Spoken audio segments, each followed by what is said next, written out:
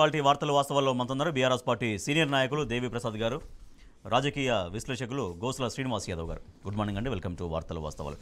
ఇవాళ మన వార్తల వాస్తవాల్లో 4 అంశాలపైన డిస్కస్ చేయబోతున్నాం. నెంబర్ 1, సుప్రీంకోర్టు కీలక తీర్పునిచ్చింది. ఎవరైతే కస్టడీలో నిందితులుగా ఉన్నారో వాళ్ళు చెప్పేటువంటి ఎవిడెన్స్గా తీసుకోవద్దు. వాళ్ళు ఇచ్చే వాంగ్మూలం ఏమైతే ఉన్నాయో అది ఎట్టి పరిస్థితుల్లో చెల్లనేరదు అంటూ సుప్రీంకోర్టు స్పష్టం చేసింది. దాంతోపాటుగా నిన్న బెయిల్పై రిలీజ్ అయినటువంటి ఎమ్మెల్సీ కవితకి ఘన స్వాగతం లభించింది. ఆమె నివాసానికి భారీ ఎత్తున ఎయిర్పోర్ట్ నుంచి మొదలుకొని నివాసం దగ్గర దాకా భారీ ఎత్తున అభిమానులు, జాగృతి కార్యకర్తలు చేరుకున్నారు. నిజం నిలకడగా తెలుస్తుంది, నా పోరాటం ఆగదు అంటూ ఎమ్మెల్సీ కవిత స్పష్టం చేశారు. ఇక రెండో అంశం తీసుకుంటే టార్గెట్ బీఆర్ఎస్ ద్వంద్వనీతి హైడ్రా అవలంబిస్తోంది. ప్రభుత్వ పెద్దలకు ఒక నీతి, పేద ప్రజలకు ఒక నీతిగా వ్యవహరిస్తుంది. అలా వ్యవహరించకూడదు. హైకోర్టు కూడా స్పష్టం చేసింది, నిబంధనలకు లోబడే కూల్చివేతలు ఉండాలి. ముందు నోటీసులు ఇవ్వాలి, నోటీసుల తర్వాత వాళ్ళ నుంచి వివరణ తీసుకున్న తర్వాతనే కూల్చివేతలకు వెళ్లాలంటూ హైకోర్టు స్పష్టం చేసింది. దాంతో మరొక అంశం తీసుకుంటే నిన్న తెలంగాణ తల్లి విగ్రహానికి భూమి పూజ చేశారు ముఖ్యమంత్రి రేవంత్ రెడ్డి సచివాలయంలో. అయితే దీనిపై బీఆర్ఎస్ వర్కింగ్ ప్రెసిడెంట్ కేటీఆర్ స్పందించారు. గుణపాలు దించిన చేతులతో తెలంగాణ తల్లి విగ్రహమా, తెలంగాణ తల్లికే అవమానం. దాంతోపాటుగా తెలంగాణకు అవసరం లేని ఎటువంటి బొమ్మలున్నా, ఎవరి బొమ్మలు వాళ్ళ ప్రభుత్వం పెట్టినా కూడా దాన్ని ఖచ్చితంగా తొలగిస్తామనేది కేటీఆర్ మరోసారి ఉద్ఘాటించారు. ఇక మరో అంశం తీసుకుంటే దేశానికే దిక్సూచి వ్యవసాయ రంగంలో, వ్యవసాయ ఉత్పత్తిలో, ఆహార ధాన్యాల ఉత్పత్తిలో టాప్గా నిలిచింది. గత 10 ఏళ్ల కాలంలో కేసీఆర్ అవలంబించినటువంటి అనేక విధానాల ద్వారా 16.42% వార్షిక వృద్ధి రేటుతో తెలంగాణ దేశంలోనే అగ్రస్థానాన్ని అధిరోహించింది ధాన్యం ఉత్పత్తులు. ఈ అంశాలపైన దృష్టి సారిద్దాం. రైట్, దేవిప్రసాద్ గారు, సుప్రీంకోర్టు కీలక తీర్పునిచ్చింది. ఎవరైతే కస్టడీలో నిందితులు ఉంటారో వాళ్ళు ఇచ్చే వాంగ్మూలాలను ఎట్టి పరిస్థితుల్లో సాక్ష్యాలుగా పరిగణించరాదు, అవి ఎట్టి పరిస్థితుల్లో చెల్లనేరవు అనేది సుప్రీంకోర్టు ఇచ్చినటువంటి తీర్పు ఒకటైతే, ద సేమ్ టైం నిజం నిలకడగా తెలుస్తుంది, నా పోరాటం ఆగదు, రాబోయే రోజుల్లో కేసీఆర్ గారి నాయకత్వంలో ఇంకా బలంగా పనిచేస్తా అంటూ కవిత గారు నిన్న స్పష్టం చేశారు. గుడ్ మార్నింగ్ రాజేష్ గారు, వీక్షకులకు శుభోదయం. నిన్న కవిత గారు అంటే సుప్రీంకోర్టులో ఒక దుర్మార్గంగా దాదాపు 160 రోజులు తాను చేయని నేరానికి, తనకు అసలే సంబంధం లేనటువంటి విషయాల మీద తిహార్ జైల్లో ఉంచి ఒక పైశాచిక ఆనందం పొందినటువంటి పార్టీలకు గుణపాఠం పెట్టే విధంగా సుప్రీంకోర్టులో జరిగినటువంటి వ్యాఖ్యానాలు, జడ్జి చేసినటువంటి వ్యాఖ్యానాలన్నీ కూడా మనం చూసాం. దాదాపుగా 493 మంది సాక్షుల్ని విచారించారు, 11 మంది అప్రూవర్ల స్టేట్మెంట్ తీసుకున్నారు, 90% ఇన్వెస్టిగేషన్ కూడా అంతా కంప్లీట్ అయిందని వాళ్ళే కౌంటర్లో వేసినటువంటి సందర్భాన్ని చూసాం. 100 కోట్ల రూపాయలు మనీ లాండరింగ్ జరిగింది, అందులో లావాదేవీలు జరిగినాయని చెప్పి కవిత గారి మీద ఆరోపణ చేశారు. కానీ ఈ దాదాపుగా సంవత్సరాల కాలం అవుతా ఉంది ఈ కేసు ఇన్వెస్టిగేషన్ జరగబట్టి, ఒక్క రూపాయి కూడా మనీ లాండరింగ్ జరగలేదనేటువంటిది జరిగినట్టు ప్రూవ్ చేయలేనటువంటి సందర్భాన్ని చూసాం. నిన్న జడ్జి గారు చేసినటువంటి వ్యాఖ్యానాలు చాలా కీలకం. హైకోర్టులో అంతకుముందు చేసినటువంటి వ్యాఖ్యానాలని కొట్టివేస్తూ, వారు ఇచ్చినటువంటి తీర్పును కొట్టివేస్తూ, నిన్న సుప్రీంకోర్టు న్యాయమూర్తి ఏమన్నాడంటే, అప్రూవర్ల స్టేట్మెంట్, అప్రూవర్లు ఎవరైతే మారినరో, నిందితులుగా ఉన్నారో, అక్యూజ్డ్గా ఉన్నారో వాళ్ళ స్టేట్మెంట్లు చెల్లనేరవు అని చెప్పి వారు ప్రకటించినటువంటి నేపథ్యాన్ని ఈడీ, సిబిఐ కూడా మీరు ఇన్ని రోజుల నుంచి ఆమెను నిందితురాలుగా పెట్టినరు, ఆమెకు హక్కు ఉంది బెయిల్ తీసుకురావడానికి, మీరు ప్రతిసారి బెయిల్ను వ్యతిరేకించేటువంటి పద్ధతి కాదు ఇది, ఆమెకు న్యాయపరంగా ఉండేటువంటి హక్కును కాదనడానికి మీకు వీలు లేదనేటువంటి అంశాన్ని కూడా వారు చెప్పారు. 90% విచారణ పూర్తయిందని మీరే చెప్తున్నారు, బయటకు వచ్చిన తర్వాత ఇన్ఫ్లుయెన్స్ చేయాల్సినటువంటి అవసరం లేదు, ఆమె ఒక విద్యావంతురాలు, ఒక ప్రజాప్రతినిధి, అటువంటి వాళ్ళ పట్ల ఇటు కర్కశంగా వ్యవహరించడం మంచిది కాదనేటువంటి విషయాన్ని నిన్న సుప్రీంకోర్టు చెప్పడం అనేటువంటిది నిజంగా ఇందులో కేసులో ఉన్నటువంటి డొల్లతనం చాలా స్పష్టంగా బయటపడింది. అంటే భారతీయ జనతా పార్టీ తన భావజాలానికి వ్యతిరేకంగా ఉన్నటువంటి అనేక మంది నేతల్ని ఈ వివిధ కారణాల మీద, వివిధ కేసుల మీద బురద జల్లుతూ కేసులు పెడుతున్నటువంటి సందర్భాన్ని చూస్తాం. అందుకే మా అధినేత కేసీఆర్ అయినా, కేటీఆర్ అయినా, హరీష్ రావు గారైనా అనేక సందర్భాల్లో చెప్పారు, కవిత మీద పెట్టినటువంటి కేసు ఇది ఒక రాజకీయ కుట్రగా మేము అభివర్ణిస్తూ ఉన్నాం. ఎందుకంటే కవిత గారు బయటకు వచ్చిన తర్వాత శంషాబాద్ ఎయిర్పోర్ట్ నుంచి ఆమెకు లభించినటువంటి స్వాగతం, ఇంటి దగ్గర ఒక భావోద్వేగపూరిత సన్నివేశాలు, తర్వాత కవిత గారు చెప్పడం, ఆమె ప్రకటించినటువంటి ఆత్మవిశ్వాసం అనేది ఎట్లా ఉంది? రాజేష్ గారు, నిన్న తిహార్ జైలు నుండి కవిత గారు బంజారా హిల్స్ రెసిడెన్స్కి వచ్చే వరకు పెద్ద ఎత్తున ఆమెకు స్వాగతం లభించింది. ఎందుకు స్వాగతం లభించిందంటే, 18 ఏళ్ల రాజకీయ జీవితం అనేటువంటిది కవిత గారిది పూర్తిగా తెలంగాణ ఉద్యమంతో, తెలంగాణ అభివృద్ధితో, తెలంగాణ అస్తిత్వంతో ముడిపడి ఉన్నటువంటి జీవితం ఆమె అనేక సందర్భాల్లో ఉద్యమంలో అందరం కూడా కలిసి పనిచేసినాం. ఆమె గురించి తెలియనటువంటి వాళ్ళు ఎవరు కూడా లేరు. 160 రోజులు జైల్లో ఉండడం అనేటువంటిది మొత్తం తెలంగాణకి ఒక భావోద్వేగం సన్నివేశం. నిన్న అందరూ కూడా పెద్ద ఎత్తున కూడా తరలి వచ్చి వారికి స్వాగతం పలకడం, ముఖ్యంగా ఆమె పోరాట స్ఫూర్తి, ఆమె మాట్లాడినటువంటి తీరు, అంతకుముందు కూడా సిబిఐ ఈడీల ముందు ఆమె ప్రదర్శించినటువంటి ఒక ధీరవనితలాగా ఆమె అనేక విషయాలు చాలా స్పష్టంగా చెప్పింది. ఇది ఒక పొలిటికల్ కాన్స్పిరసీ, దీన్ని ఎదుర్కొంటా, నన్ను ఎన్ని ఇబ్బందులు పట్టా నేను లొంగను బెదరను, కేసీఆర్ గారి నాయకత్వంలో గులాబీ జెండా కోసం కార్యక్షేత్రంలో పనిచేసి డెఫినెట్గా రాజకీయపరమైనటువంటి దీంతో పాటు వడ్డీతో నేను చెల్లిస్తా అనేటువంటి పద్ధతిని కూడా వారు చెప్పినటువంటి సందర్భాన్ని చూసాం. కాబట్టి కవిత గారు ఒక గొప్ప నాయకురాలు, ధీరవనిత, ఉద్యమాలతో సంబంధం ఉన్నటువంటి వ్యక్తి, మా పార్టీ నాయకురాలు. సహజంగానే బీఆర్ఎస్ కుటుంబ సభ్యులు, జాగృతి కుటుంబ సభ్యులు అందరూ కూడా నిన్న పెద్ద ఎత్తున స్వాగతం పలకడం అనేటువంటిది వారి పోరాట స్ఫూర్తి బీఆర్ఎస్కు జాగృతికి ఎంత మేలు చేస్తుందో నిన్న వచ్చినటువంటి సమూహం అంతా కూడా ఆమె సహచరులు కావచ్చు, ఆమె సన్నిహితులు కావచ్చు, కుటుంబ సభ్యులు కావచ్చు, ఆమెకి ఇచ్చినటువంటి విశ్వాసం, కవిత ఇంకా పోరాడు, మీ వెంట మేము ఉన్నామనేటువంటి ఒక విశ్వాసాన్ని కూడా నేను ఇచ్చినట్టుగా కనపడ్డది. రైట్. శ్రీనివాస్ యాదవ్ గారు, ఈడీ కేసుల్లో ఎవరైతే కస్టడీలో నిందితులుగా ఉంటారో వాళ్ళు చెప్పేటువంటి వాంగ్మూలాలను ఎవిడెన్స్గా తీసుకోవద్దు అనేది నిజంగా అది కవిత గారి విషయంలో ఎట్లా నిజం జరిగింది? ఎందుకంటే నిందితులుగా ఇచ్చినటువంటి వాంగ్మూలాలను బేస్ చేసుకొని కవిత గారిని ఎట్లా వేధించారనేది నిన్న సుప్రీంకోర్టు చేసినటువంటి కామెంట్స్ ద్వారా జనానికి ఎట్లా అర్థమైంది, నెంబర్ 1. నెంబర్ 2, నిన్న కవిత గారికి లభించినటువంటి స్వాగతం, వారి తర్వాత ఒక ఆత్మవిశ్వాసంతో చెప్పిన మాటలు, ఇవన్నీ కూడా ఎట్లా ఉన్నాయి? అదే స్పష్టంగా ఈరోజు మనకు అంటే దేశ రాజకీయాలను లేదా చట్టాన్ని మనం ఒకసారి చూసినప్పుడు ఈరోజు ఒక రాజకీయ పార్టీ కక్ష కుట్రతో కేసు పెడితే ఈరోజు ఈ దేశంలో అత్యున్నతమైన ఇన్వెస్టిగేషన్ ఏజెన్సీస్ సిబిఐ కావచ్చు, ఈడీ కావచ్చు, అవే చాలా ఈ దేశంలో ఆ సిబిఐ ఈజ్ అల్టిమేట్ మనకు ఈ దేశంలో, అదే హైయెస్ట్ ఇన్వెస్టిగేషన్ సంస్థ.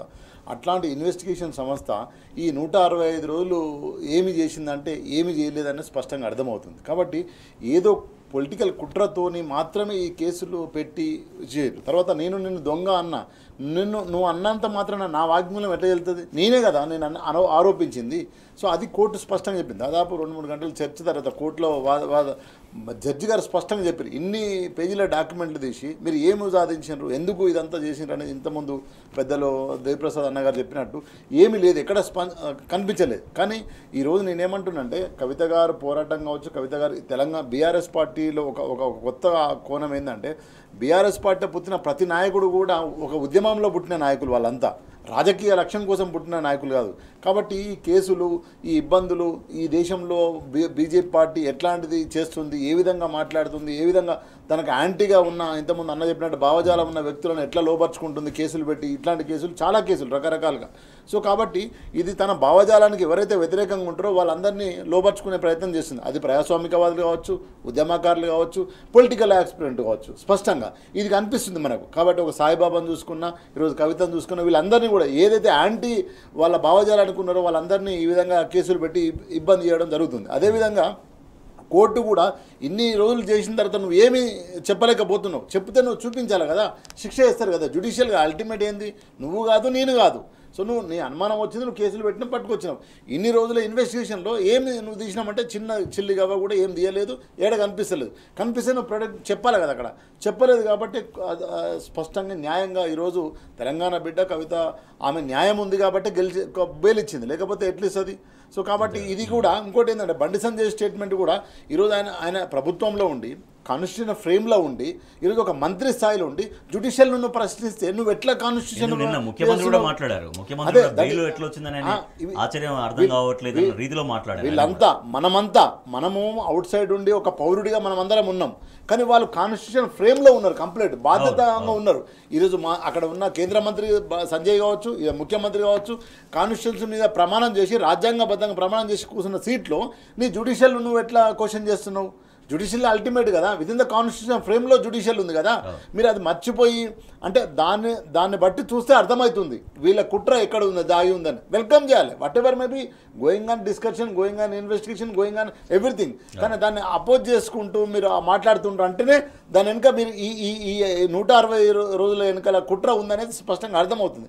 కాబట్టి అదంతా కోర్టు చూసింది. ఈరోజు కోర్టు ఒక తల్లి పాత్ర, తండ్రి పాత్ర, న్యాయం స్పష్టంగా చెప్పడం జరిగింది. రెండోది ఏమైందంటే నిన్న వెల్కమ్ చేసిన పరిస్థితి అంటే అదే ఇంతకుముందు అన్నా కదా, తెలంగాణ బీఆర్ఎస్ పార్టీ స్పెషల్, మిగతా రాజకీయ పార్టీలు ఉంటాయి, వాళ్ళు ఆ రాజకీయాల కోసం వస్తారు వాళ్ళు. కానీ బీఆర్ఎస్ పార్టీలో పుట్టిన ప్రతి కార్యకర్త ఉద్యమంలో పుట్టిండు, రాజకీయాల కోసం పుట్టలే, ఒక లక్ష్యం కోసం పుట్టారు. కాబట్టి ఆ స్పిరిట్ ఉంటుంది, ఆ చైతన్యం ఉంటుంది. ఒక నాయకురాలు తనలో ఉన్న నాయకురాలు అరెస్ట్ అయ్యి, అన్యాయంగా అరెస్ట్ అయ్యి 160 రోజులు జైల్లో ఉండి బయటకు వచ్చినప్పుడు ఆ తెలంగాణలో ఆ స్ఫూర్తి ఎక్కువ, ఆ చైతన్యం ఎక్కువ. కాబట్టి ఆ చైతన్యంతో పుట్టిన పార్టీ, ఆ చైతన్యంతో నిర్మాణమైన పార్టీ. కాంగ్రెస్ పార్టీ లాగా మిగతా పార్టీ లాగా కాదు కదా. సో ఒక ఐడియాలజికల్ నిర్మాణం ఉన్న పార్టీ అది. సో బెయిల్ వచ్చింది అంటే డెఫినెట్గా అది ఒక లీగల్ ప్రొసీజర్ ప్రకారమే అనేక సార్లు దాని గురించి పర్సూ చేయడం, ఫైనల్గా సుప్రీంకోర్టు అనేది బెయిల్ ఇచ్చింది.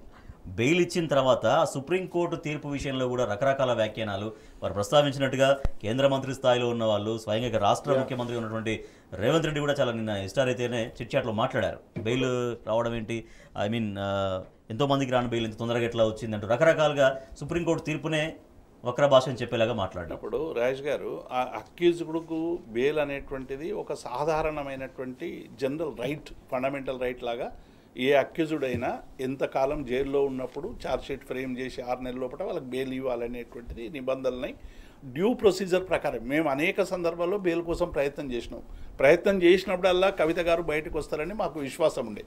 కానీ రకరకాల కారణాల వల్ల రాలేదు. మొన్న జడ్జి గారు పరిశీలించి ఇచ్చింది.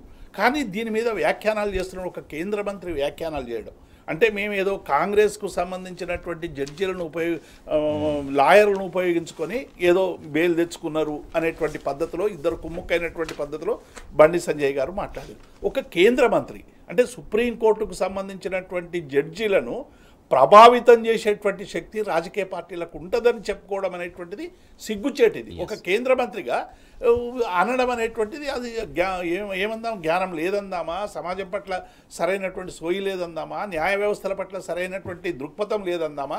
కాబట్టి బండి సంజయ్ చేసినటువంటి వ్యాఖ్యానాలు ఇలా పూర్తిగా ప్రజల్లో చాలా ఏంటి అసలు ఇటువంటి ఆయన మన కేంద్ర మంత్రి ఉండడం ఏంటి అనేటువంటి ఒక ఆయనకు విష్ ఉండొచ్చు, కవిత జీవితకాలం జైలు ఉండాలనే కోరిక ఉండొచ్చు. కానీ సహజంగానే న్యాయం కోసం పోరాడుతున్నటువంటి వాళ్ళకందరికీ కూడా దాని పట్ల ఒక కన్సర్న్ ఉంటుంది. ఇలా కాంగ్రెస్కు మద్దతు ఇస్తున్నప్పటికీ కూడా సిపిఐ నేత కూనంనేని సాంబశివరావు గారు నిన్న కవితనికి బెయిల్ రావడం వెల్కమ్ అని వారు మాట్లాడినటువంటి సందర్భాన్ని చూసాం. అనేక రాజకీయ పార్టీలు రాజకీయాలతో విభేదించేటువంటి వాళ్ళు, కవితతో విభేదించేటువంటి వాళ్ళు కూడా చెప్పారు. ముఖ్యమంత్రి కూడా ఎంత దుర్మార్గంగా మాట్లాడుతున్నారంటే భారతీయ జనతా పార్టీతో కుమ్ముక్కు కావడం వల్లే మీకు బెయిల్ వచ్చిందని ఇలా మాట్లాడేటువంటి పరిస్థితి చేస్తూ ఉన్నాడు. మరి మనీష్ సిసోడియా వాళ్ళ కూటమిలో సభ్యుడే కదా ఆప్కి సంబంధించి, మరి ఆప్ బీజేపీతో కుమ్ముక్కు అయిందా ఇలా చెప్పాలి. గతంలో చిదంబరం రిలీజ్ అయ్యిండు, కార్తీక్ చిదంబరం రిలీజ్ అయ్యిండు. ఇదే రాహుల్ గాంధీ, సోనియా గాంధీ నేషనల్ హెరాల్డ్ కేసుకు సంబంధించినటువంటి బెయిల్ మీదనే ఉన్నారు. అంటే ఇవన్నీ కూడా మీరు జైలుకు పోకపోవడం అనేటువంటిది భారతీయ జనతా పార్టీతో కుమ్ముక్కు అయినట్ట. ఇవాళ కోర్టులను మీరు అపహాస్యం చేస్తూ ఉన్నారు. కాబట్టి ఇవాళ భారతదేశంలో ఉన్న ఒకే ఒక ఏది దీపంలాగా ఉండేటువంటి న్యాయ వ్యవస్థను కూడా ఇలా పూర్తిగా మీ అనుకూలంగా మార్చుకునేటువంటి ప్రయత్నం చేస్తున్నారు తప్ప ఇంకొకటి కాదు. డెఫినెట్గా ఇలా ప్రజలు గమనిస్తూ ఉన్నారు.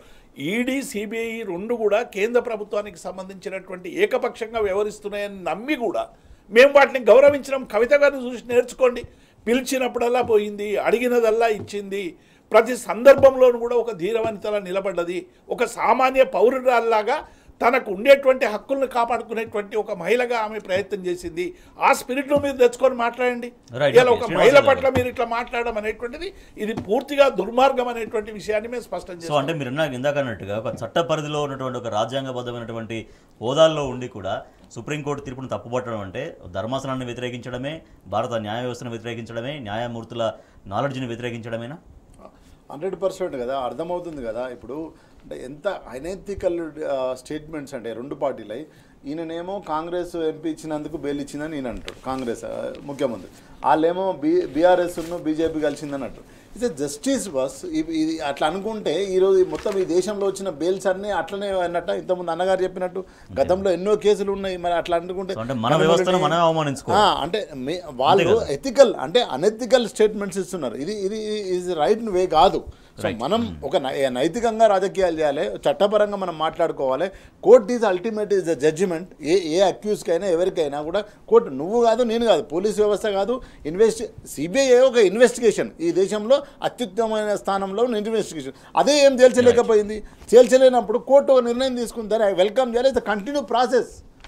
ఇప్పుడు దేశం విడిచిపోమని చెప్పలేదు, లేదా కేసులో ఇంకా ప్రాసెస్లో ఉంది, నువ్వు చెయ్యి, పట్టుకో, చూయించు, శిక్ష వేద్దామంటుంది కోర్టు. నువ్వు ఇంకా టైం ఇస్తుంది నీకు, ఇక గోయింగ్ ఆన్ ప్రాసెస్. కానీ ఒక ఉమెన్ను, ఒక ప్రజాప్రతినిధి, ప్రజలలో ఉండే ఒక ఆడబిడ్డను నువ్వు జైల్లో ఇంకెన్ని కాలం ఉంచుతావని అడిగింది.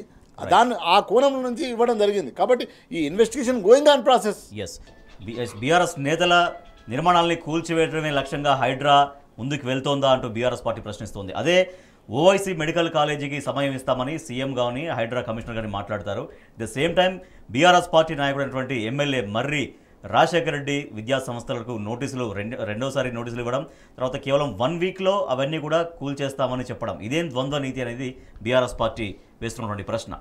దేవిప్రసాద్ గారు, సో ఎందుకు ద్వంద్వ నీతి అని ప్రశ్నిస్తుంది బీఆర్ఎస్? ఇప్పుడు రాజేష్ గారు, అసలు ఫండమెంటల్గా హైడ్రాకు చట్టబద్ధత లేదు, ఇంకా చట్టబద్ధత తీసుకురాలేదు.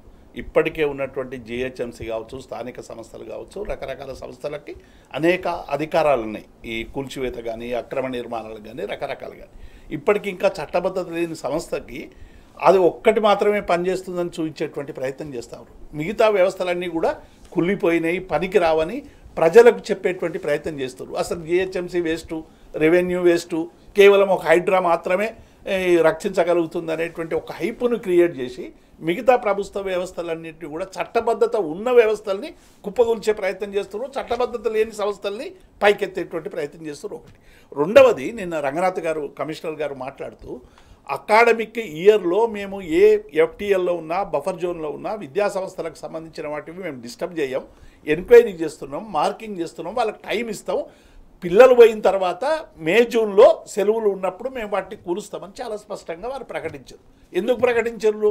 ఎంఐఎం నాయకులకు సంబంధించినటువంటి ఇన్స్టిట్యూషన్స్ అన్నీ కూడా ఇవాళ బఫర్ జోన్లో ఉన్నాయి, ఎఫ్టీఎల్లో ఉన్నాయని వార్తలు వచ్చినటువంటి నేపథ్యంలో ప్రజల నుంచి వచ్చినటువంటి ప్రశ్నలకు వాళ్ళు సమాధానం చెప్తూ చెప్పారు.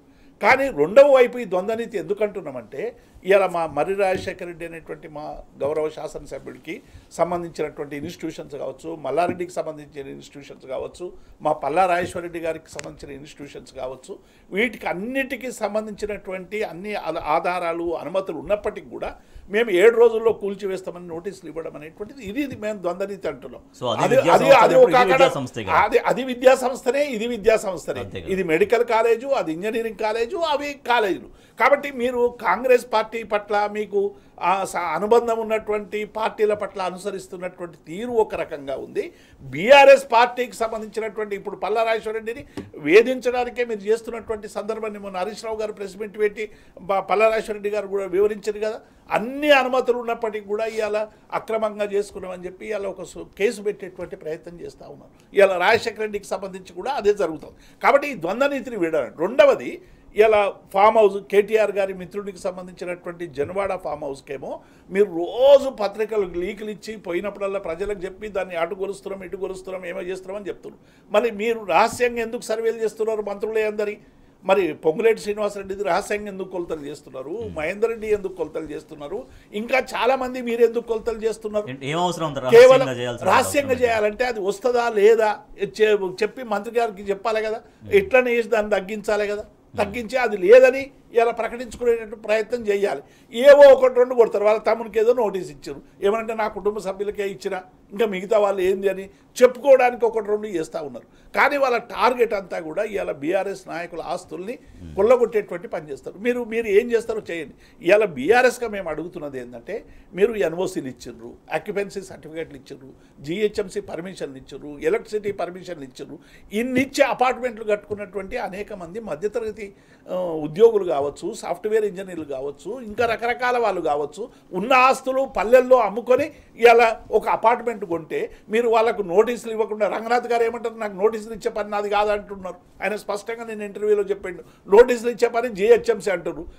జిహెచ్ఎంసీ నోటీసులు ఇవ్వలేదు, ఓసీలు ఎన్ఓసీలు ఇచ్చింది. కాబట్టి ఇప్పుడు వాటిని గురిస్తే వాటి కంపెన్సేషన్ ఎవరు ఇవ్వాలి? ఇవాళ వేలాది మంది వివిధ వర్గాల ప్రజలు అన్ని పర్మిషన్లు ఉన్నాయి కదా, ఇక్కడ కాలనీ డెవలప్ అయింది కదా,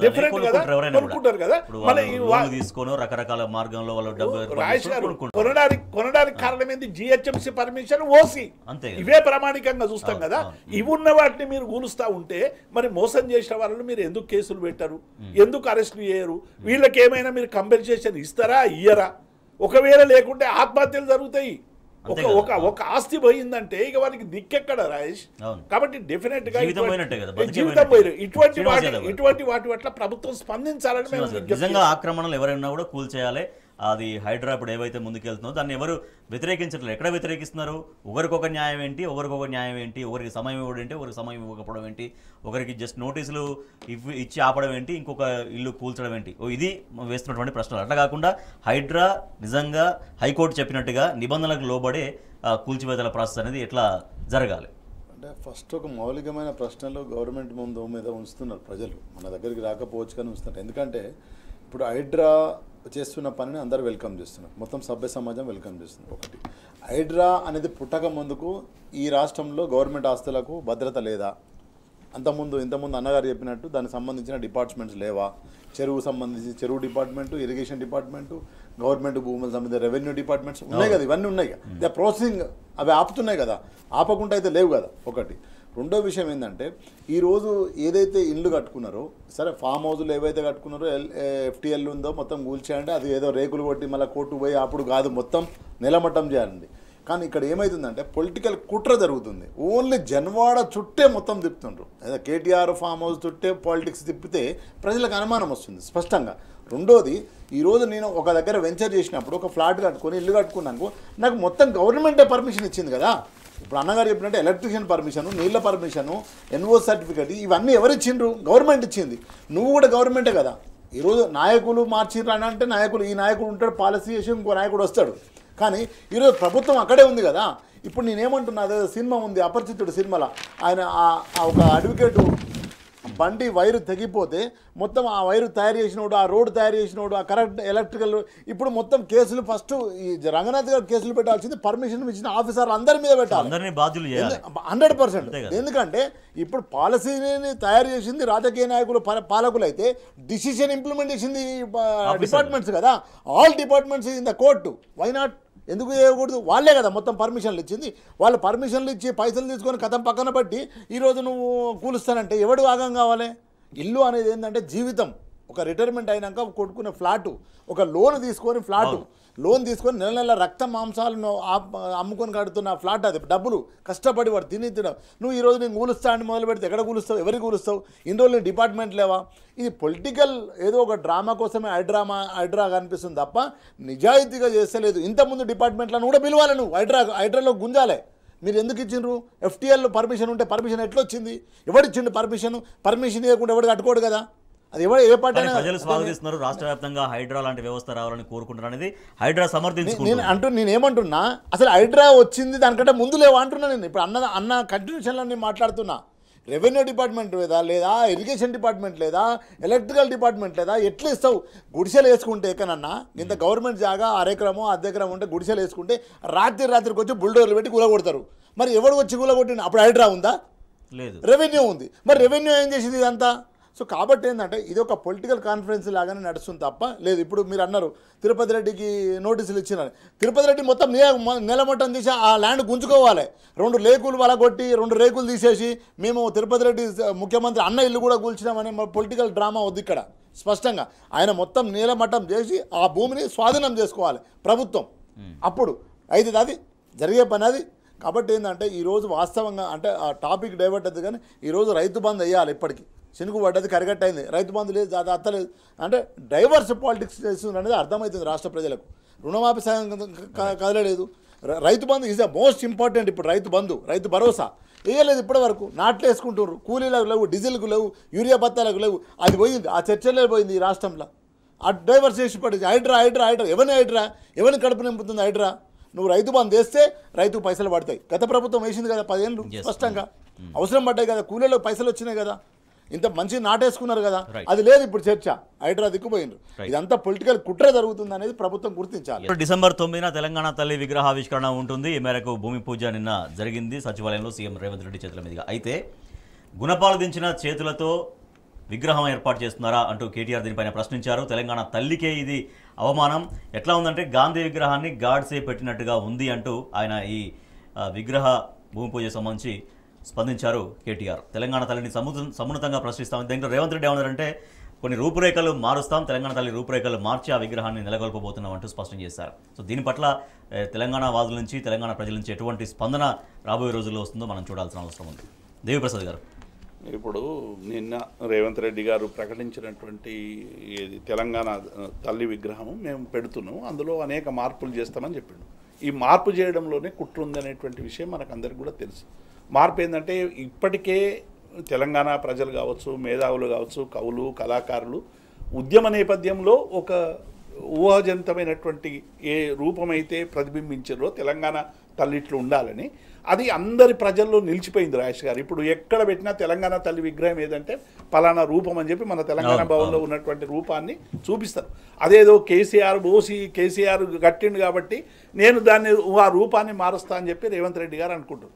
అంటే ఆయన లక్ష్యం అంతా కూడా ప్రజారంజక పాలన, జనరంజక పాలన కాదు. కేసీఆర్ పాలన గత 10 ఏళ్లలో ఉన్నటువంటి ఏవైతే కేసీఆర్ గారు చేసారో దాన్ని నేను మార్చి చూపెట్టాలనేటువంటి ఒక ఇగో తప్ప ఇంకొకటి కనబడతలేదు. ఎందుకన్నా నిన్న కేటీఆర్ గారు డెఫినెట్గా గాడ్సే విగ్రహం పెట్టినట్టున్నదని, అంటే మొత్తం తెలంగాణ ప్రజల ఆకాంక్ష కోసం ఆనాటి నుండి 69 నుంచి ఇప్పటి వరకు పోరాడినటువంటి నేపథ్యంలో మొత్తం తెలంగాణ ఉద్యమకారులను కాల్చి చంపినటువంటి చరిత్ర కాంగ్రెస్ పార్టీది. 69లో ఉద్యమాన్ని రక్తప్టేరులో ముంచి వందలాది మంది పుట్టను పెట్టుకున్నటువంటి నేపథ్యాన్ని చూసాం. మలిదశ ఉద్యమంలో కూడా దాదాపుగా 1000 పైగా ఉద్యమకారుల్ని ఇలా రకరకాల అసహజ మరణాలకు పాల్పడేటువంటి అనివార్య స్థితి తెచ్చింది కాంగ్రెస్ పార్టీ. కాబట్టి డెఫినెట్గా కాంగ్రెస్ పార్టీకి తెలంగాణ తల్లి గురించి కానీ, తెలంగాణ ప్రజల ఆకాంక్షల గురించి కానీ మాట్లాడే నైతిక ఇప్పుడు కొత్త రూపురేఖలతో తెలంగాణ తల్లిని చూడడానికి తెలంగాణ సమాజం అయితే ఏమి ఒప్పుకోదు. రాజేష్ గారు ఇప్పుడు 20 ఏళ్లకు పైగా నుంచి ఒక రూపం పెనవేసుకుపోయింది. ఇప్పుడు అది రూపం అనేది తెలంగాణ ఉద్యమంలో ఒక రూపంగా వచ్చి మన కళ్ళ ముందు నిలబడి తెలంగాణ ఉద్యమానికి స్ఫూర్తించినటువంటి ఒక సింబాలిక్ ఒకటి, దాన్ని ఇప్పుడు మీరు తీసేస్తామంటే అది ఒక చారిత్రక అవసరంగా వచ్చినటువంటిది ఈ తెలంగాణ తల్లి విగ్రహం. మీరు దాని రూపురేఖలు మారుస్తాం, ఇంకొకటి చేస్తామంటే ఇంకొక రూపం కావాలంటారు. ఒక్కొక్కరు ఒక్కొక్క రూపం చూసుకుంటారు. ఒకరు ఆ చాకల ఐలమ్మ లెక్క ఉండాలనుకుంటారు, ఒకరు సమ్మక్క సారక్కలాగా ఉండాలంటారు, ఒకరు ఇంకొక రకమైనటువంటిది అనుకుంటారు. కాబట్టి అన్ని రూపాలకు సంబంధించినటువంటి పిక్చర్ ఉండదు. తెలంగాణ తల్లి అనేటువంటిది ఆ రోజు కేసీఆర్ అయినా మేమైనా అందరం ఏమనుకున్నాం, అసలు తెలంగాణ అంటే ఏమీ లేదు, ఇది ఒక వల్లకాడు అని చిత్రీకరించేటువంటి ప్రయత్నం చేస్తే తెలంగాణకు కూడా గొప్ప వనరులు ఉన్నాయి, ఒక ఆత్మగౌరవం ఉంది, వనరులు ఉన్నాయి, ఇది కావాలని వెనుకబడేసినటువంటి ప్రాంతం అని చెప్పి ఇది గొప్ప తెలంగాణ, ప్రైడ్ తెలంగాణ అని చెప్పి అనేక సందర్భాల్లో దాన్ని చిత్రీకరించేటువంటి ప్రయత్నం చేసినాం. తెలంగాణ తల్లి అంటే ఎప్పుడు అడుక్కు తిన్నట్టు లేకుంటే ఏదో బోసిపోయినట్టు ఉండడం కాదు. తెలంగాణ తల్లి అంటే పోరాట అస్తిత్వానికి చిహ్నం. తెలంగాణ తల్లి అంటే ఒక ప్రతిరూపం. వీటిని మీరు మారుస్తాం, మేము చిహ్నాలు మారుస్తాం, అది మారుస్తాం, ఇది మారుస్తాం అనేటువంటి పిచ్చి పనులు కాంగ్రెస్ పార్టీ చేయకుంటే మంచిదని ఈ సందర్భంగా. రాజీవ్ గాంధీ విగ్రహం సచివాలయం ముందు పెట్టబోతున్నట్టుగా ఆల్రెడీ ప్రభుత్వం చెప్పింది. దానికి సంబంధించినటువంటి ఏర్పాట్లు కూడా జరిగినాయి. దాని నుంచి డైవర్ట్ చేయడం కోసమే ఇప్పుడు రాజీవ్ గాంధీ విగ్రహం గురించి ఇక టాపిక్ పోవాలి అంటే తెలంగాణ తల్లి విగ్రహాన్ని ఏర్పాటు చేయాలి, దాని గురించి మాత్రమే ఇక్కడ తెలంగాణ తల్లి విగ్రహాన్ని ఏర్పాటు చేయడం, రూపురేఖలు మారుస్తూ భూమి పూజ చేయడం అనేది జరిగిందనేది ఒక అభిప్రాయం వ్యక్తం అవుతుంది. అంటే స్పష్టంగా ప్రభుత్వం మొదటి నుంచి కూడా ఫామ్ అయినప్పటి నుంచి కూడా డైవర్షన్ పాలిటిక్స్ చేస్తుంది, స్పష్టంగా మనకు అర్థమవుతుంది. సో ఇంతకుముందు అన్నగారు చెప్పినట్టు తెలంగాణ తల్లి అనేది తెలంగాణ ఆత్మగౌరవం, ఒక సింబల్, అదంతే. దాని గురించి పెద్ద ఇంత ఆగమాగమై అడివడి కావాల్సిన అవసరం లేదు. ఒక స్పిరిట్ సింబల్. సో ఆ సింబల్ని మనం ఒక తల్లిలాగా, మన అందరి తల్లులలాగా తెలంగాణకు ఒక తల్లి, ఒక ప్రౌడ్గా మనం తీసుకుంటాం, ప్రైడ్ అది. సో దాన్ని కూడా పాలిటిసైజ్ చేసి దాన్ని రూపు మారుస్తా, అంతకుముందు లోగోని మారుస్తా, అంతకుముందు టీఎస్ తెలంగాణ స్టేటు, తెలంగాణ ఆంధ్రప్రదేశ్, ఇట్లా ఒక సిస్టమేటిక్గా ఉన్న వాటిని అన్నిటిని మార్చుకుంటూ వస్తే సెక్రటరియట్ మార్చాలి, రేపు కూలగొట్టాలి. ఇది కాదు పాలిటిక్స్. అంటే చేయాల్సిన పాలిటిక్స్ ఏంటంటే పీపుల్ కన్సర్న్ పాలిటిక్స్ చేయాలి, పీపుల్ లైన్ పాలిటిక్స్ చేయాలి. మనం ఈ ప్రజలకు ఏమైతే హామీ ఇచ్చినామో అవి చేయాలి. కానీ తెలంగాణ తల్లి విగ్రహం ఎవరు వద్దంటలేరు. కానీ మళ్ళీ నువ్వు అక్కడ పాలిటిక్స్ చేస్తేనే ప్రజలకు ఇబ్బంది, పార్టీలకు ఇబ్బంది, వ్యక్తులకు ఇబ్బంది, ప్రజాస్వామిక వాదులకు ఇబ్బంది, ప్రజానాయకులకు ఇబ్బంది. అంతేగాని నిన్ను పెట్టంగా ఎవరు వద్దంటలేరు. వాళ్ళు పెట్టలేరు, నువ్వు పెట్టు, కాదంటలేరు. కానీ దాని చుట్టే పాలిటిక్స్ చేసి అక్కడ రాజీవ్ గాంధీని తీసుకొచ్చి, రాజీవ్ గాంధీ ఈజ్ ఒక పిఎం, యువర్ రెస్పెక్టెడ్. కానీ ఈరోజు మళ్ళీ తెలంగాణ తల్లి అంటే మన తల్లి ఆత్మగౌరవం అది. సో దాన్ని ఆ ప్రైడ్ను నువ్వు డిస్మంటల్ చేసి విధ్వంసం చేసి నేను ఇంకో కాడ పెడతా ఇంకో మూల పడేస్తా అంటే తెలంగాణ సమాజం ఒప్పుకోదు అది. కాబట్టి ఇప్పటికైనా రెస్పెక్ట్ చేయాలి. రాజీవ్ గాంధీ చాలా ప్లేసుల్లో చాలా విగ్రహాలు పెట్టుకోవచ్చు. ఈరోజు మా తెలంగాణ మొత్తం భారతదేశంలో స్వాతంత్రంలో రాజ్యాంగం రాసిన అంబేద్కర్ను కాంగ్రెస్ పార్టీ ఎక్కడ గుర్తించుకోలేదు. కానీ ఈరోజు గత ప్రభుత్వం అది అవునన్నా రైట్ అన్నా కాదన్నా కూడా 125 అడుగుల విగ్రహం పెట్టి ఈరోజు అంబేద్కర్ను మనం గౌరవించుకుంటున్నాం. ఈ దేశం గౌరవించుకోవాలి కానీ ఈ రాష్ట్రం గౌరవించుకుంటుంది. బికాస్ ఆఫ్ ఆర్టికల్ 3 తెలంగాణ అనేది రాసిండు వచ్చింది సంతోషం అని. సో అట్లాంటిది మీరు చేయాలి. యాక్చువల్గా మీరు మొత్తం అంబేద్కర్ ఉదాహరణ మీద వేసుకొని వాడుకున్నారు మీరు. ఇంకోటి శ్రీనివాస్ గారు, ప్రతి గ్రామంలో తెలంగాణ తల్లి విగ్రహం లేని గ్రామం దాదాపు ఎక్కడ లేదు. అది కూడా టీఆర్ఎస్ బీఆర్ఎస్ నాయకులు ఏర్పాటు చేసింది. కానీ 10 ఏళ్ల కాలంలో తెలంగాణ తల్లి విగ్రహాన్ని పెట్టడానికి మనసు రాలేదా అంటూ రకరకాల ప్రశ్నలు ఇంత వివరణ ఇచ్చిన తర్వాత కూడా ముఖ్యమంత్రి పదే అదే అడుగుతున్నారు. యాక్చువల్లీ ఏంటంటే తెలంగాణ తల్లి సింబల్స్ ఏవైతే ఉంటాయో విగ్రహాల్లో ఒక రెవల్యూషన్, అది ఒక స్ఫూర్తి. అవును, వాస్తవంగా ఏంటంటే అంబేద్కర్ విగ్రహాలు కావచ్చు, పూలే విగ్రహాలు కావచ్చు, ఈవెన్ తెలంగాణ తల్లి విగ్రహం ఒక స్ఫూర్తి మూమెంట్. అంటే ఆ ఊర్లో ఆ విగ్రహం ఉంటే మనుషుల్ని ఇంప్రెస్ చేసి ఒక చైతన్యం చేస్తాడు. అది విగ్రహం ఏం పని చేయకుండా ఉండదు అనుకుంటాం మనం. సో ఆ స్ఫూర్తిలో భాగంగా వచ్చిన ఒక రెవల్యూషన్. ఆ రెవల్యూషన్లో భాగంగా తెలంగాణ ఉద్యమము. తెలంగాణ అమరవీరుల స్తూపాలు ఉన్నాయి చాలా. ఎందుకున్నాయి? అమరుల స్థూప ఏముంటుంది అని అంటే ఏముండదు. అదొక స్ఫూర్తి. కానీ ఆ స్ఫూర్తి తీసుకుని ప్రజలు చైతన్యమై ముందుకు వస్తారు. అది పూలే కావచ్చు, అంబేద్కర్ కావచ్చు, గాంధీ కావచ్చు, లెనిన్ కావచ్చు, మార్క్స్ కావచ్చు. విగ్రహాలు అనేది ఒక స్టాచ్యూస్ అనేది ఒక రెవల్యూషన్ మూమెంట్, ఒక రెవల్యూషన్ చేయడానికి ఒక స్పేస్ అది. సో దాన్ని వీళ్ళు అర్థం చేసుకోకుండా ఆయనకు తెలియదు. ఎందుకంటే వచ్చిన నేపథ్యం అట్లాంటిది కాబట్టి డజంట్ అండర్స్టాండ్. పూర్తయిన తర్వాత విగ్రహ ఏర్పాటుకు అప్పుడు ప్రభుత్వం నాటి ముఖ్యమంత్రి కేసీఆర్ గారు అన్ని స్థల పరిశీలన కావచ్చు అవన్నీ చేసి ఉన్నారు. కానీ మళ్ళీ అదే ప్రశ్న వేస్తున్నారు ముఖ్యమంత్రి. గత 10 ఏళ్ల కాలంలో సచివాలయం ముందు అంటే ఈ ప్రాంతంలో తెలంగాణ తల్లి విగ్రహం ఎందుకు పెట్టాలని అడుగుతున్నారు. ఇట్లా మాట్లాడేటోళ్ళు కనీసం తెలంగాణ సచివాలయం ఎప్పుడు నిర్మాణం అయింది, సచివాలయం నిర్మాణం అయినాక ఏ పనులు జరిగినాయి, ఉమ్మడి సెక్రటరియట్ ఉన్నప్పుడు అక్కడ తెలుగు తల్లి విగ్రహం ఉన్నప్పుడు అనేక మంది మేధావులు ఇవాళ మాట్లాడి రాజీవ్ గాంధీ విగ్రహం పెట్టమని నాకు సలహా ఇచ్చారని చెప్పుకున్న మేధావులు కూడా ఆ రోజు అక్కడ తెలంగాణ తల్లి విగ్రహం ఉండాలి, ఈ తెలుగు తల్లి విగ్రహం ఎందుకని ఆక్రోశంతో ప్రశ్నించి దానికి వినతి పత్రాలు ఇచ్చినటువంటి సందర్భాన్ని మనం ఉమ్మడి రాష్ట్రంలో చూసినాం. సచివాలయం నిర్మాణం అయినాక ఏవి ఎక్కడ ఉండాలనేది ఎన్మార్క్ జరిగింది. అసలు తెలంగాణ తల్లి విగ్రహం ఎక్కడ ఉండాలి, మిగతా విషయాలు ఎట్లా ఉండాలి, ఫస్ట్ ప్రియారిటీ ఏంది? ఈ రాజ్యాంగాన్ని రచించి ఇలా బడుగు బలహీన వర్గాలకు సంబంధించినటువంటి ఒక గొప్ప నాయకుడు అంబేద్కర్ గారి విగ్రహాన్ని దేశంలో ఎక్కడ లేని విధంగా 125 అడుగులు ఉండాలని చెప్పిండు. ఎందుకు చెప్పిండంటే సచివాలయం పాలన అనేటువంటిది రాజ్యాంగ విలువలకు కట్టుబడి ఉండాలి, బడుగు బలహీన వర్గాలకు ప్రభుత్వం అండగా ఉండాలనేటువంటిది రోజు జ్ఞాపకం రావాలి పాలకులకు అని చెప్పి అంబేద్కర్ విగ్రహాన్ని 125 అడుగులకు పెట్టి చూయించాడు. దాని ముందటనే అమరుల ఆకాంక్షలు గుర్తుకు రావాలని జ్యోతి పెట్టించుడు. కేసీఆర్ గారు ఆషామాషిగా చేయలేదు. ఒక మొత్తం రిలవెంట్, పరిపాలనకు రిలవెంట్, ప్రజల ఆకాంక్షలకు రిలవెంట్. అటువంటి సందర్భంలో ఇక్కడ తెలంగాణ తల్లి విగ్రహం ఉండాలని ఎన్మార్క్ చేసినాం. మీరు ఎన్మార్క్ చేసిన దానిలో రాజీవ్ గాంధీ విగ్రహం తెచ్చి పెడతామంటే గాంధీ భవన్లో పెట్టండి. గాంధీ భవన్లో లేదు కదా. గాంధీ భవన్లో పెద్ద 150 అడుగుల విగ్రహాన్ని పెట్టుకోండి, మేమేం వద్దంటలేమే. రాజీవ్ గాంధీ అంటే మాకు వ్యతిరేకం కాదు, మాకు గౌరవం. కానీ మీరు రాజీవ్ గాంధీ విగ్రహం తీసుకొచ్చి తెలంగాణ తల్లితో పోటీ పెట్టి అది కావన్నా ఇది కావన్నా అని అనడం అనేటువంటిది ఇది మూర్ఖత్వం అవుతుంది.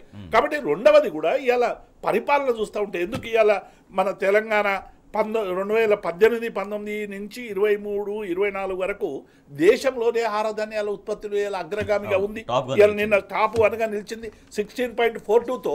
పంజాబ్, వెస్ట్ బెంగాల్ అన్నీ కూడా వెనుకబడేసింది. అంటే గత కేసీఆర్ 10 ఏళ్ల పాలనలో తెలంగాణలో దేశానికి దిక్సూచిగా మారింది. రైతాంగానికి అవసరమైనటువంటి రైతు బంధు ఇవ్వడం కావచ్చు, 24 గంటల విద్యుత్ ఇవ్వడం కావచ్చు, వాటికి నీళ్లు ఇవ్వడం కావచ్చు. తెలంగాణనే నీటిలో పుట్టినటువంటి నిప్పు కదా.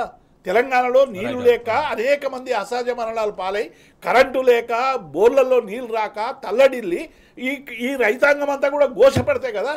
తెలంగాణ ఎంత పెద్ద ఎత్తున ఉవ్వెత్తున మా నీళ్లు మాకు కావాలి, మా కరెంటు మాకు కావాలని కొట్లాడింది. వాటన్నిటి కూడా ఈ 10 ఏళ్ల కాలంలో కేసీఆర్ గారి నాయకత్వంలో అద్భుతంగా సాధించుకున్నాం. కాబట్టి ఇలా మిగతా రాష్ట్రాలను వెనక్కి నెట్టేసి ఇలా 16.42% వృద్ధి రేటుతో మనం మాట్లాడుతున్నాం. తెలంగాణ తల్లి చేతిలో కూడా ఆహార ధాన్యాల వరి అన్ని ఉంటాయి. తెలంగాణ ఎంత ధాన్యపు రాశిగా మార్చొచ్చు అనేది 10 సంవత్సరాల కాలంలో రిఫ్లెక్ట్ అయింది అనేది కేసీఆర్ గారు ఒక సందర్భంలో అన్నారు, భూమి బద్దలయ్యే పంట పడుతుంది అంటే చాలామంది నవ్వుకున్నారు.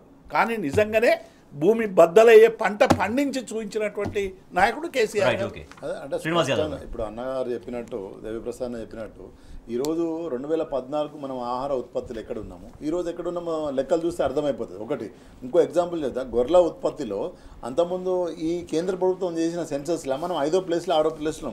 ఈరోజు గొర్రెల పంపిణీ జరిగిన తర్వాత గత 2021లో చేసిన సెన్సస్ ఏదైతే ఉందో నెంబర్ 1 రాష్ట్రంకి వచ్చింది. ఎట్లా వచ్చింది?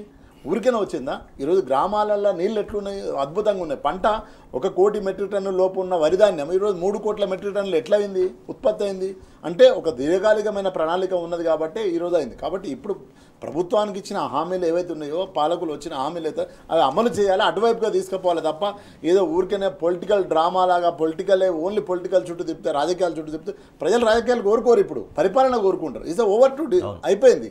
ఎలక్షన్లు అయిపోయినాయి, రిజల్ట్ వచ్చింది, మీరు ఇచ్చిన హామీలకు ఇచ్చిండ్రు, ఓట్లు వేసిరు, ఇచ్చిండ్రు. కానీ మళ్ళీ మీరు ఇంకా రాజకీయం చేస్తారంటే ప్రజలు యాక్సెప్ట్ చేయరు, పరిపాలన కోరుకుంటారు. 4,000 పింఛను, రైతు భరోసా, అయ్యే వాళ్ళకు రుణమాఫీ, తర్వాత పింఛన్ల 4,000 ఇవన్నీ కోరుకుంటారు. ఇవన్నీ ఇచ్చిండ్రు, మీరు చెప్తే మిమ్మల్ని నమ్మిండ్రు.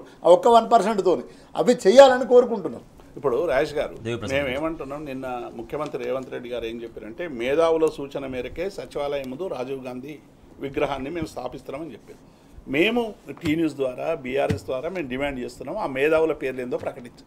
మేము అడుగుతాం ఆ మేధావులు, అసలు ఆ మేధావులు ఎవరు, ఈ తెలంగాణలో ఉన్నటువంటి మేధావులు ఎవరు, వాళ్ళకు రాజీవ్ గాంధీ పెట్టమనేటువంటి బుద్ధి ఎందుకు వచ్చింది, తెలంగాణ తల్లి విగ్రహం స్థానంలో రాజీవ్ గాంధీ విగ్రహం పెట్టాలని ఎందుకు ఆలోచిస్తున్నారు, కాంగ్రెస్ పార్టీ తెలంగాణకి ఏం చేసింది, 69లో ఏం చేసింది, 52లో ఏం చేసింది, 2009లో ఏం చేసింది, 14లో ఏం చేసింది, ఇప్పుడు ఏం చేస్తున్నది, ఇవన్నీ విషయాలు మా మేధావులతో మేము అడుగుతాం. ఓ మేధావి మళ్ళీ ఎందుకు చెప్తున్నావు అని అడుగుతాం కదా. ఆ మేధావుల పేర్లు ప్రకటించాల్సిందిగా మేము డిమాండ్ చేస్తాం. రైట్. దాంతోపాటుగా వారు ప్రస్తావించినట్టుగా ప్రజలకు అందాల్సినటువంటి హామీలు, పింఛన్లు మొదలుకొని అనేక హామీలు ఏవైతే ఇచ్చారో అవి చేరాలి. ఇప్పుడు రైతులకి రైతు బంధు లేదు, వాళ్ళు చెప్తున్న రైతు భరోసా లేదు, రుణమాఫీ కూడా ప్రాపర్గా కాలేదు. మాఫీ కాకపోతే రైతే బాధ్యత వహించాల్సినటువంటి ఒక అగత్యం ఇవాళ పట్టిందా అనే ప్రశ్నలు ఇవాళ రైతు సంఘాల నాయకులు కూడా వ్యక్తం చేస్తున్నటువంటి పరిస్థితి. మాఫీ ఎందుకు కావట్లేదంటే రేషన్ కార్డు ప్రామాణికం అనేది బ్యాంక్ అధికారులు చెప్తున్నారు. ప్రభుత్వమేమో రేషన్ కార్డు మేము ఎటువంటి రూల్ పెట్టలేదు. రాజేష్ గారు, ఈ డొల్లతనానికి నిరసనగానే కేసీఆర్ గారి పిలుపు మేరకు మా బీఆర్ఎస్ పార్టీ 22న క్షేత్రస్థాయిలో ధర్నాలు చేసినాం. ఏమన్నాం మేము, మీరు 49 నుంచి 40కి తెచ్చారు, 40 నుంచి 31కి తెచ్చారు, 31 నుంచి 26కి తెచ్చారు, 26 నుంచి 17కి తెచ్చారు, 17 నుంచి 12కి తెచ్చారు. వేల కోట్ల రూపాయల్ని మీరు ఏ మేరకు 49,000 కోట్లు ఎక్కడ, మీరు ఇచ్చిన 12,000 కోట్లు ఎక్కడ? ఒక మంత్రి ఏం చెప్తారంటే ఇంకా 12 లక్షల మందికి పెట్టలేదు. నిన్న ఒక ఆయన మంత్రి తుమ్మల నాగేశ్వరరావు గారు ఏం చెప్తున్నారంటే ప్రాసెస్లో ఉంది, మధ్యలో ఉన్న మనం రుణమాఫీలో అన్నాడు. మళ్ళీ హరీష్ రావు గారు రాజీనామా అన్న మీ ముఖ్యమంత్రి చెంప మీద ఒకటి వేయండి, అయిపోయిందనేమో మీ ముఖ్యమంత్రి అంటాడు. కూడా ముఖ్యమంత్రి అన్నారు అదే ఖమ్మంలో మాఫీ చేస్తే రాజీనామా చేస్తారని హరీష్ రావు మాట్లాడారు. ఇప్పుడు పారిపోయారు అనేది నిన్న కూడా ముఖ్యమంత్రి అంటే రుణమాఫీ పూర్తిగా జరిగిందనే ముఖ్యమంత్రి చెప్తున్నారు. ఇంకా కూడా నేనేమంటున్నా, తుమ్మల నాగేశ్వరరావు గారు మధ్యలో ఉన్నది రుణమాఫీ అని నిన్న ఇవాళ పత్రికల్లో వచ్చింది, నిన్న ప్రకటించిండు. రేవంత్ రెడ్డి గారేమో అయిపోయింది అంటుర్రు. మరి క్యాబినెట్ మంత్రి ఒక మాట, ముఖ్యమంత్రి గారు ఒక మాట మాట్లాడుతారు. ఇందులో ఏది ప్రామాణికంగా తీసుకోవాలో ఇలా ప్రభుత్వం స్పష్టం చేయాలి. హరీష్ రావు గారు నిజంగానే మీరు అన్నట్టు, రేవంత్ రెడ్డి గారు అన్నట్టు ఉంటే రాజీనామా ఇట్లా విసిరేసి, హరీష్ రావుకు రాజీనామాలు కొత్త కాదు, బీఆర్ఎస్ కొత్త కాదు, ఇట్లా విసిరేసి మళ్ళీ ప్రజల మధ్యకు పోయినటువంటి గొప్ప చరిత్ర బీఆర్ఎస్ పార్టీది, టీఆర్ఎస్ పార్టీది. కాబట్టి ఇలా మీరు మధ్యలో ఉందని చెప్తున్నారు, 12 లక్షల మందికి చేరేదని ఒక మంత్రి చెప్తాడు, అసలే రాలేదని రైతులు వేడుకుంటున్నారు. మా వాట్సాప్ మేము సలహా కేంద్రం పెడితే దాదాపు 70,000-75,000 కంప్లైంట్స్ వచ్చినాయి. అన్నీ ఒప్పుకుంటూనే అయిపోయింది. హరీష్ రావు గారు రాజీనామా చేయమనేటువంటి నైతిక హక్కు మీకెక్కడిది? మీరు రాజీనామా చేయాలి. ఆగస్టు 15 లోపల ప్రజలకు మేము చెప్పింది చేయలేదని ఇలా ముక్కు నేలకు రాయాల్సినటువంటి వాళ్ళు ఇవాళ ఇట్లా రంకెలేస్తే ఎట్లా? రాజేష్ గారు, రుణమాఫీ రూల్స్ ఇంకా బ్యాంకు అధికారులకే అర్థం కానటువంటి పరిస్థితి కనిపిస్తూ ఉంది. స్వయంగా రైతు తన కుటుంబాన్ని ధృవీకరిస్తేనే మాఫీ అనేది ఒకటి. తర్వాత ఆ కుటుంబంలో ఎవరు ఏ పర్పస్లో ఐటీ చెల్లించినా కూడా ఆ కుటుంబానికి మాఫీ బంద్ అనేది స్వయంగా బ్యాంక్ అధికారులు రైతులకు చెప్తున్నటువంటి సమాధానం అంట రుణమాఫీకి సంబంధించి. అదే ఇప్పుడు అదే చాలా బాధాకరమైన విషయము. వాళ్ళు ఏదైతే మేనిఫెస్టోలో పెట్టిన వరంగల్ డిక్లరేషన్ ఏదైతే ఉందో ఆ డిక్లరేషన్ను ఇప్పుడు వాళ్ళు జీవో చేయాలి. దాన్ని స్పష్టంగా డిక్లరేషన్లో ఏమైతే పెట్టినరో మినిట్స్ ఏమైతే పాయింట్స్ రాసినరో అవే చేయాలి. కానీ వాళ్ళు వచ్చిన తర్వాత జీవో ఆ డిక్లరేషన్ వరంగల్ డిక్లరేషన్ అంటున్నారు కదా, వరంగల్ డిక్లరేషన్కును వాళ్ళు ఇచ్చిన జీవోకు సంబంధమే లేదు. ఒక రైతు ట్రాక్టర్ కొనుక్కుంటాడు, ఐటీ ఫైల్ చేయాలి, 5,000 3,000 కట్టాలి, అతనికి రావట్లేదు. ట్రాక్టర్ ఎందుకు కొనుక్కుంటాడు? తిరగడానికి కాదు కదా, పొలం దున్నడానికి కోసం ట్రాక్టర్ కొనుక్కుంటాడు. అట్లా చాలా ఉన్నాయి, చాలా ఆగం ఉన్న దాంట్లో ఒకటి చూడండి మీరు. అదే ఖమ్మంలో నిన్న రైతులు తుమ్మల నాగేశ్వరరావు గెలువు చేసిండ్రు. అదే ఖమ్మంలో ముఖ్యమంత్రి గారు పోయి 35,000 కోట్లు ఇచ్చేసిన అన్నాడు. అంటే ఒకటే జిల్లాలో ఒకే మంత్రివర్గము, ఒక ముఖ్యమంత్రి, ఒక మంత్రి, సంబంధించిన మంత్రి, ఇద్దరికి కాంట్రవర్సీ స్టేట్మెంట్, ఇద్దరికి అసలు ఆ పొంతన లేని స్టేట్మెంట్. సో కాబట్టి ఈ రైతులకు అర్థమైపోతుంది. అందులో భాగంగానే ఈరోజు హైడ్రా అనేది స్పష్టంగా అర్థమవుతుంది మనకు.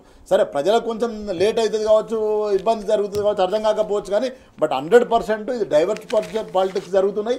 ఇప్పటికైనా వాళ్ళు ఇచ్చిన మేనిఫెస్టోని ఇంప్లిమెంట్ చేయాలి. That is a line. ఇప్పుడు మీరు చెప్తున్నట్టుగా ఎంత డైవర్షన్ పాలిటిక్స్ చేసినా కూడా కాలం ఆగదు, కాలం ప్రకారం వ్యవసాయం 100% వ్యవసాయం చేయాల్సిందే. అదే మరి ఇప్పుడు రైతులకు మళ్ళీ సమయానికి వాళ్ళకి పంట పెట్టుబడి అందక కొంతమంది రైతులు ఆత్మహత్య చేసుకున్నటువంటి ఒక దుస్థితి కూడా మనం చూసాం. చాలా హృదయ విదారకమైనటువంటి సన్నివేశాలు కూడా మనం రైతాంగం దగ్గర నుంచి చూస్తున్నాం.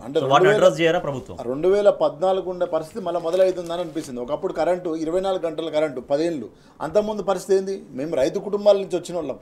3 ఫేజులు 2 ఫేజులు 2 ఫేజ్ 3 ఫేజ్ పోయి కరెంటు పోయి ఎంతో మంది రైతులు చనిపోయిన చరిత్ర చూసినాం, మనం ఫోటోలు చూసినాం.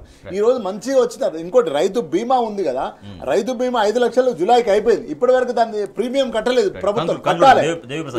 అది అద్భుతమైన స్కీమ్. ఈ భారతదేశంలో ఏ రైతు ఎట్లా చనిపోయినా కూడా 5 లక్షలు ఇంటికి చేరే విషయం ఏదైతే ఉందో అది చెక్కు ద్వారా, ఏవో ద్వారా, అగ్రికల్చర్ ఆఫీసర్ ద్వారా అందుతాయి.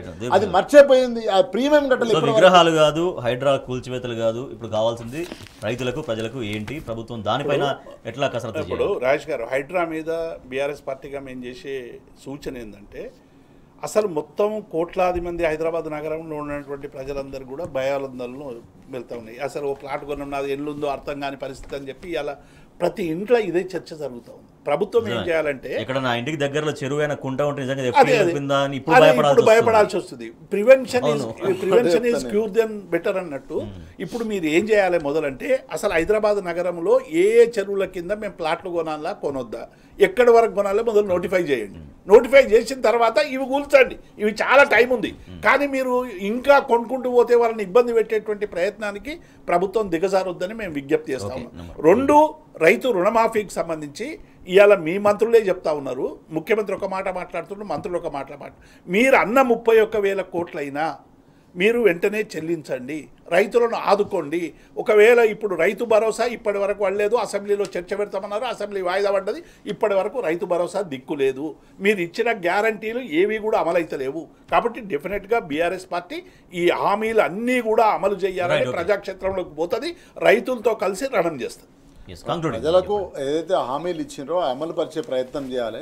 పొలిటికల్ కాన్స్పిరేషన్ చుట్టూ పాలిటిక్స్ చెప్తే లాభం లేదు. ఓన్లీ బ్యానర్ ఐటెంల కోసం కాదు, ప్రజలకు మీరు ఒక మేనిఫెస్టో పెట్టుకొని పోయినారు. ప్రజలు మిమ్మల్ని ఆ మేనిఫెస్టో ఇంప్లిమెంట్ చేయాలి. అర్జెంటుగా రైతు బంధు వేయాల్సిన, రైతు భరోసా వేయాలి.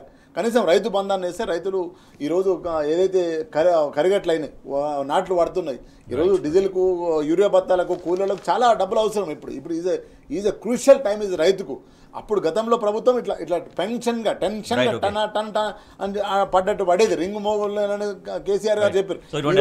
అత్తలేదు పత్తలేదు. ఇటువంటి హైడ్రాలతోటి లేదంటే విగ్రహ రాజకీయాలు రైతులకి ప్రజలకి ఏం కావాలో ఏం చేయాలో ప్రభుత్వం దానిపైన దృష్టి సారించాల్సినటువంటి అవసరం ఉందనేది అభిప్రాయం జనం వ్యక్తం చేస్తున్నారు. Thank you so much Gosula Srinivas Yadav గారు. థ్యాంక్ యూ సో మచ్ దేవి ప్రసాద్ గారు. ఇది వాటి వార్తలు వాస్తవాలు. చూస్తూనే ఉండండి టీ న్యూస్.